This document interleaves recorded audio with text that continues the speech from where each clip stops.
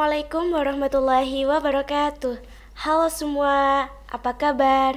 Semoga kalian dalam keadaan sehat ya. Perkenalkan, aku Mesya Rizky Fadilah dari kelas 11 IPS 2. Pada kesempatan ini, dalam program Sapa Mantaba, aku bakal ngobrol-ngobrol santai nih. Dan aku gak sendiri, aku ditemenin sama salah satu siswi Purnaman 3 Bantul yang berhasil lolos SBMPTN tahun 2022 dan diterima di Universitas Gadjah Mada. Nah, berhubung Kak Tias udah ada di samping aku nih, langsung kita sapa aja yuk. Halo Kak Tias. Hai. Gimana Kak kabarnya? Alhamdulillah baik. Nah, mungkin ada teman-teman nih yang belum kenal sama Kak Tias. Kak Tias bisa sapa teman-teman dulu dong. Terus kenalin diri dulu. Hai, nama saya Tias Fitri Musfiroh. Dulunya saya di kelas 12 MIPA 2. Oke. Kak Tias, aku mau tanya-tanya nih, kesibukan Kak Tias selama menjadi siswa dan selama menjadi anak pondok apa aja Kak? Kalau selama sekolah di MAN 3 ini, aku nggak terlalu aktif di organisasi sih. Cuman dulu pas kelas 10 itu ikut ekstra tata boga sama tata busana. Tapi itu cuman di kelas 10. Sama ada bimbingan matematika. Oke. Prestasi apa aja yang udah Kakak raih selama di MAN 3 Bantul? Prestasi. Nggak ada prestasi. Adalah. Ya itu, cuman itu kompetisi matematika internasional, tapi itu bukan soal matematika kayak biasanya olimpiade, enggak. Itu cuman kayak lebih ke logika, gambar dan logika. Terus sama juara 2 cipta puisi yang diadakan salah satu kampus. Cuman itu. Oke. Gimana sih Kak perjuangan Kakak bisa masuk UGM? Perjuangan ya yang pasti itu belajar dan berdoa, itu pasti. Ya itu ya. Itu aja. Boleh nggak Kak ceritakan gimana soal SBMPTN kemarin? Soal SBM kemarin, di tahun ini 2022 itu nggak jauh beda sih sama tahun-tahun yang kemarin-kemarin. Cuman yang bedanya itu biasanya bahasa Inggris, tes bahasa Inggris itu dijadikan satu sama TPS. Nah, di tahun ini bahasa Inggris itu jadi beda nilainya itu disendirikan itu. Jadi ada TPS, TKA sama bahasa Inggris. Kalau TPS sendiri tuh cuman ada tes pemahaman umum, terus ada tes pemahaman bacaan dan menulis, terus ada tes kuantitatif, itu, terus yang bahasa Inggris ya pasti bahasa Inggris itu soal-soal bahasa Inggris. Kalau TKA karena aku ambilnya saintek, jadi ya nggak jauh-jauh dari matematika, fisika, kimia dan biologi, 4 itu. Terus berapa nilai poin yang Kakak raih di SBM? Kalau nilaiku tuh kalau dibandingin anak-anak yang lolos SBM di UGM itu pasti kecil banget. Kalau enggak karena keberuntungan ya. Cuman enggak ada 600, cuman sekitar 570-an rata-ratanya. Oke, terus apa motivasi Kakak bisa masuk UGM? Motivasi ya UGM kan kampus itu ya terfavorit. Iya. Siapa sih orang yang tidak punya keinginan pengen masuk di UGM? Pasti ada, tapi nggak semua itu yang memperjuangkan. Ya aku sedikit memperjuangkan dan alhamdulillah keterima. Terus dari keluarga juga ada yang mendukung, kayak mengajukan aku ke UGM gitu loh. Itu sih. Terus dari mana saja dukungan yang Kakak dapetin sehingga lolos SBMPTN? Dukungan banyak sih dari keluarga, terutama orang tua ya, Iya. sama kakakku yang sering itu sih, sering aku ajak diskusi, sering ya diskusi-diskusi apalah soal itu, apalagi pas kemarin penentuan jurusan di SBM itu, Iya. aku sangat sama kakakku sangat dekat, padahal sebelumnya tuh nggak dekat, nggak pernah dekat. Terus dari teman juga banyak yang Iya. mendukung sih. Terus bagaimana kesan saat lolos? Bagaimana respon keluarga dan teman sekitar? Pas lolos itu kan tanggal 23 ya. Iya. 23 jam 3 sore itu udah bisa dibuka pengumumannya. Ya aku nggak berani buka jam 3, sedikit cerita nih ya. Iya. Jam 3 aku nggak berani buka karena jam 4 di pondok kan itu ada madrasah ya. Ada madrasah jam 4 sampai jam 5. Aku takut kalau buka tuh kan nggak tahu ya hasilnya gimana. Iya. Aku takut nanti pas madrasahnya nggak fokus. Terus aku memutuskan bukanya habis madrasah. Habis madrasah sekitar itu maghrib, azan maghrib tuh aku buka. Aku benar-benar takut mau bukanya, mau buka tuh benar-benar takut. Aku aja mau buka tuh benar-benar tak sembunyiin, HP ku tak sembunyiin. Terus pas udah aku masukin kartu peserta, nomor peserta sama tanggal lahir, HP-nya tak tutup. Terus aku ngintip kok banyak tulisannya. Terus baru tak buka, ternyata ada tulisan selamat Anda lolos. Wow. Gitu. Terus aku langsung nangis, teman-temanku di pondok nggak ada yang berani tanya gimana hasilnya.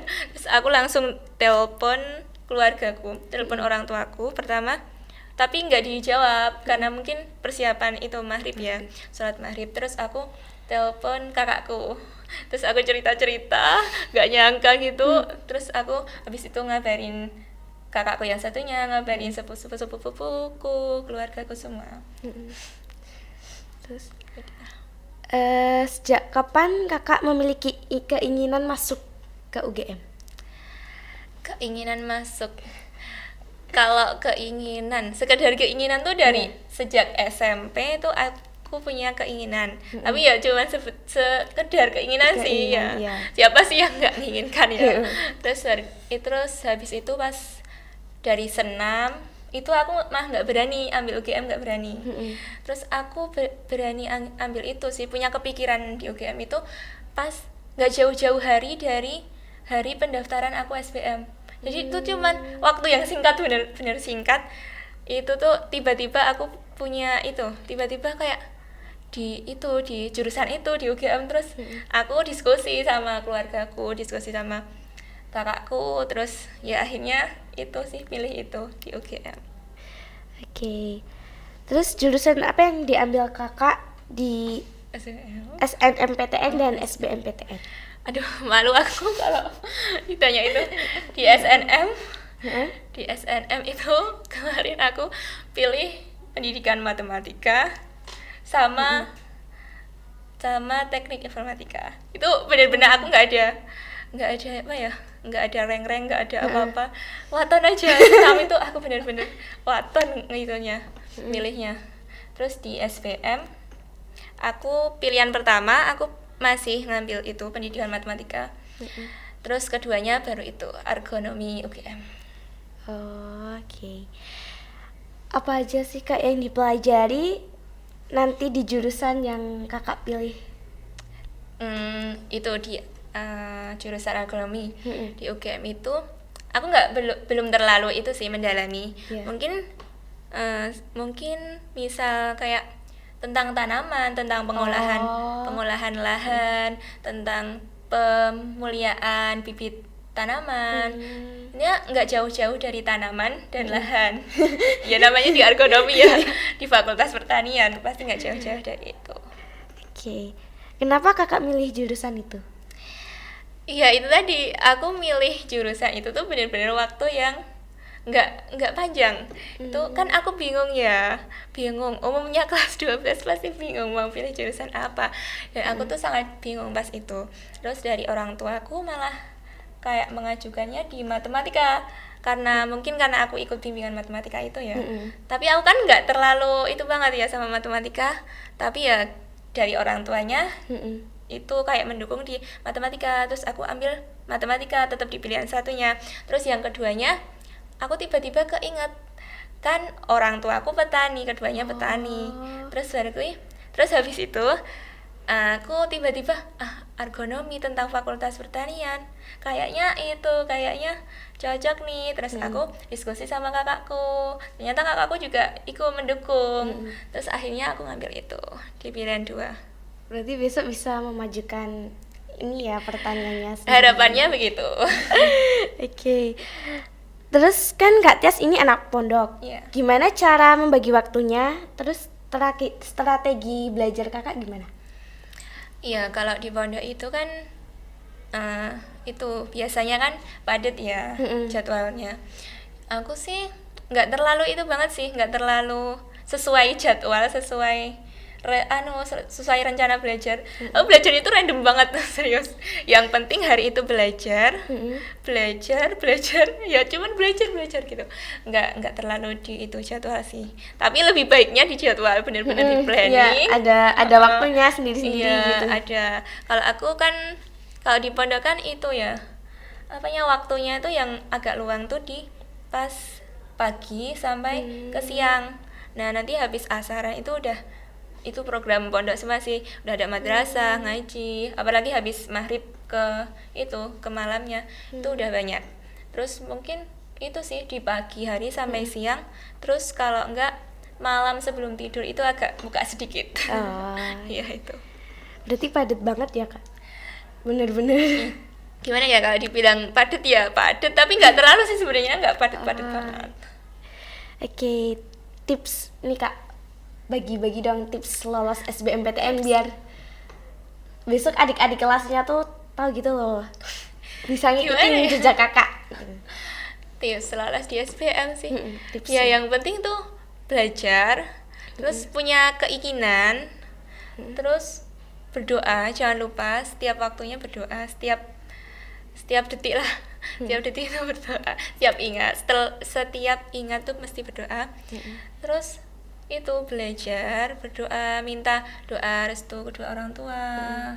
Terus kalau bisa benar-benar di planning sih, maksudnya jurusan yang diinginkan tuh benar-benar sesuai dengan keinginan. Jangan sampai nanti keterima ternyata itu jurusannya nggak sesuai banget, cuman asal. Nanti jadinya salah jurusan.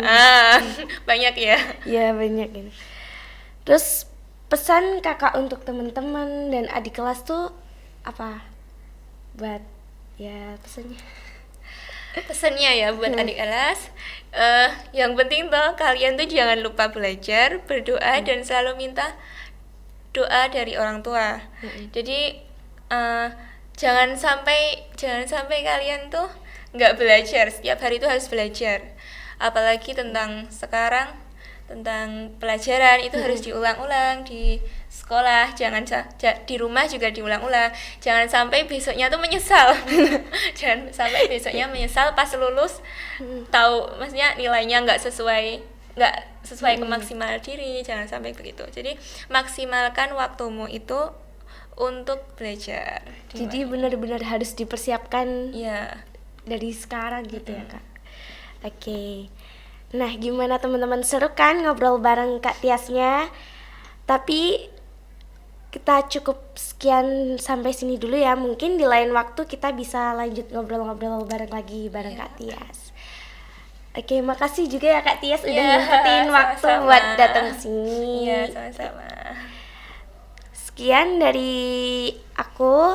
Semoga apa yang tadi Kak Tias sampaikan menjadi motivasi kita untuk terus belajar. Aku Misha Rizky Fadilah mengucapkan terima kasih. Wassalamualaikum warahmatullahi wabarakatuh.